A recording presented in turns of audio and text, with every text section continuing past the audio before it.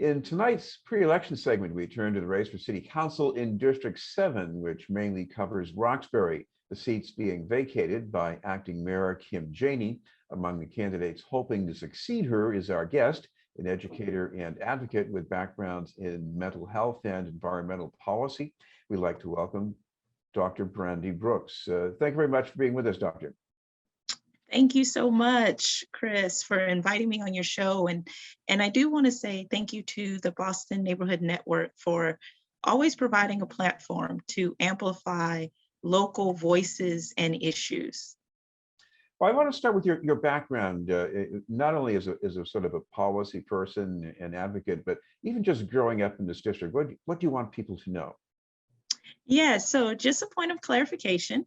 I was actually born in South Carolina, raised in Georgia, and developed in Roxbury.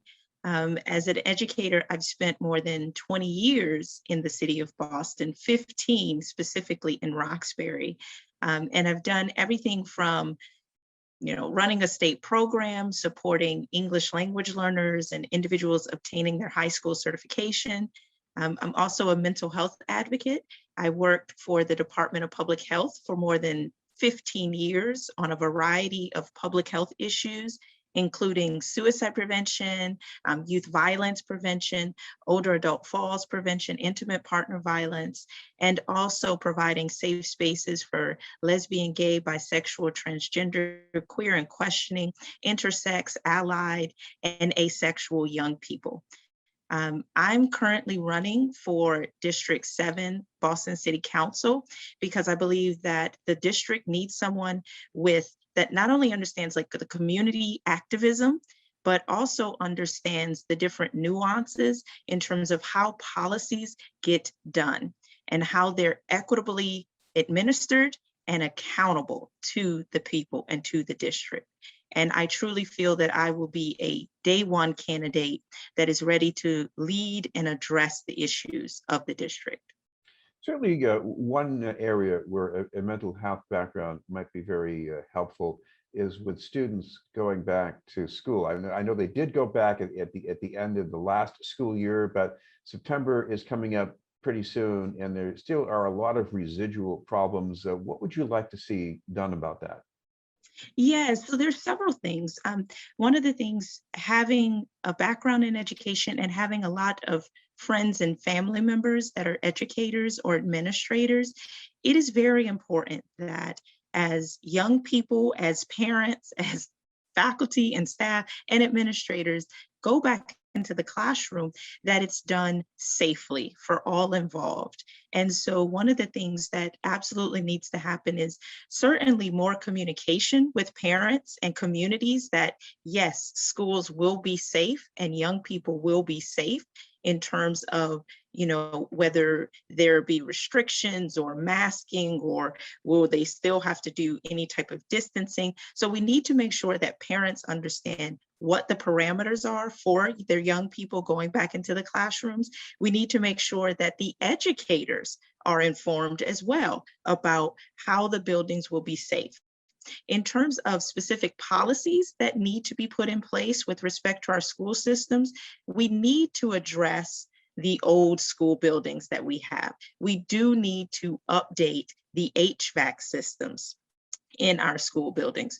Young people should have access to heat and air conditioner, depending on the season. So those things need to occur. Another thing that the school administration is looking to do, and some schools have already put those things in places, is making sure that every school has access to a licensed either social worker, mental health worker, or psychologist within the school system, because it's going to be necessary that, again, we make sure to provide those wraparound mental health supports, not just for the young people, but for the staff as well, because it's going to be anxious and anxiety with going back into a building when we have been remote for 14 months now. Well, this district also bears the brunt from the fallout from the opioid crisis right around Mass Avenue and Cass Boulevard. A lot of candidates, I'm sure, would like to see that declustered in some way, but addressed. But that seems to require a buy-in from other people. How do you see yourself working to get that buy-in to get things done? Yeah, it's interesting because, because it's a campaign season, there's been this discovery of methadone mile and what's going on at the intersection of Massachusetts Ave and Mennia Boulevard. But it is truly not just an eyesore as someone who lives in the district, but it is a serious threat to public health and public safety in some respects. And so, what needs to be done, as you mentioned, is that it's not just something that the district can do alone and the district city councilor can do alone. Some of it will require some of our hospitals to be at the table. It will require some of our street workers to be at the table. It will require other districts and cities to be at the table. Because one thing we know is that everyone who is down at that area do not live in the district. And so there need to be conversations with other cities and other towns about individuals being brought into the district via bus.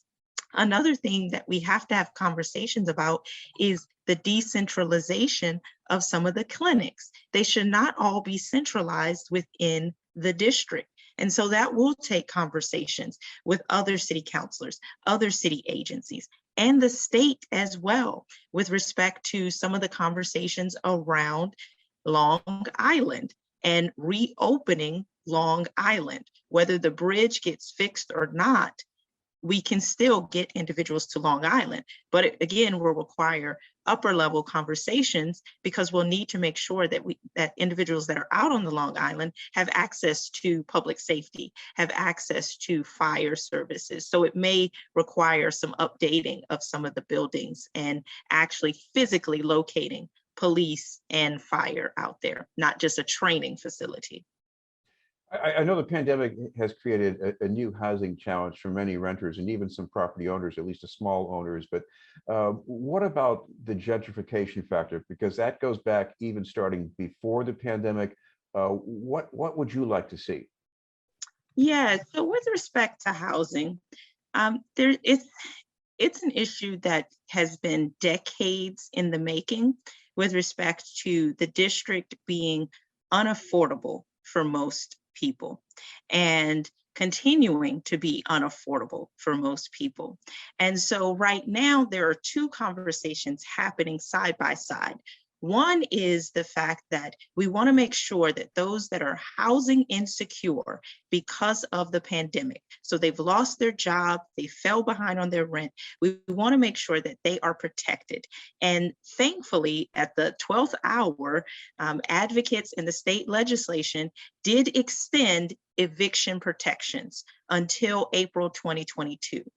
Landlords can still file for eviction against tenants for non-payment of rent, but the measure ensures no action can be taken if the tenant is in the process of getting rental assistance. And so for the short term, this provides some protection, much needed protection for those, again, that became very housing insecure due to no fault of their own. Now, the second conversation that is happening at the same time is that once we get out of the pandemic and we have that in our rearview mirror, is how do we make sure that the district and the city as a whole is more affordable for more individuals, and not just rental opportunities, but home ownership opportunities. And there are several measures that need to be addressed with that.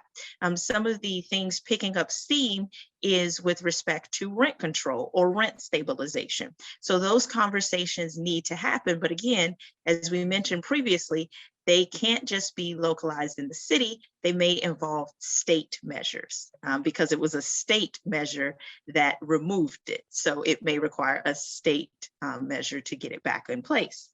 But with respect to the district, one of the things we can do is look at the inclusionary development policy and the percentages that require, when it's a market rate development, how much of that has to be income restricted. So we can look at increasing that percentage. Additionally, we need to look at how we define area median income and the fact that it's not district based, But again, it includes suburban areas that have a higher income level than as Roxbury, parts of Fenway, parts of Dorchester, parts of the South End.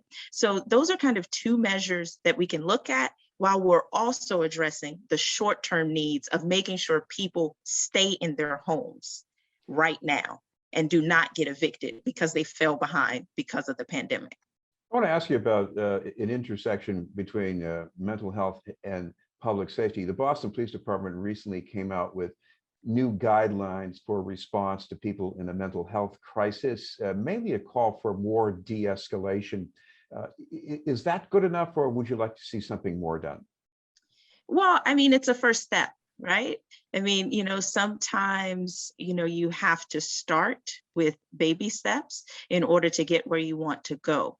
I think it is a good first step that, the Boston Police Department look at including licensed mental health specialists, licensed clinicians on ride-alongs, so that, yes, there are de-escalation, and so that, yes, it does not re-traumatize communities that have had historical incidences of racism and discrimination and prejudices and biases with respect to public safety.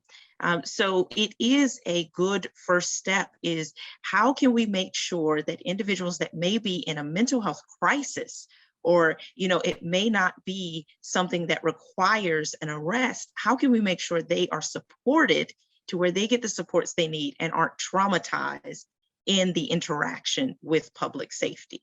So yes, it is a very good first step. Well, thank you very much for taking the time to join us today. Mhm.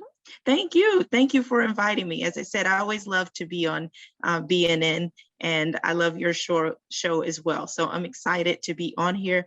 I'm also excited to, again, be out meeting residents, meeting constituents, and I hope that come September 14th and November 2nd, I'm number 7 on the ballot. BB for number 7, D7 for 7. Yeah, number 7 in District 7, candidate for Boston City Council, Dr. Brandy Brooks. We'll have more news in just a moment.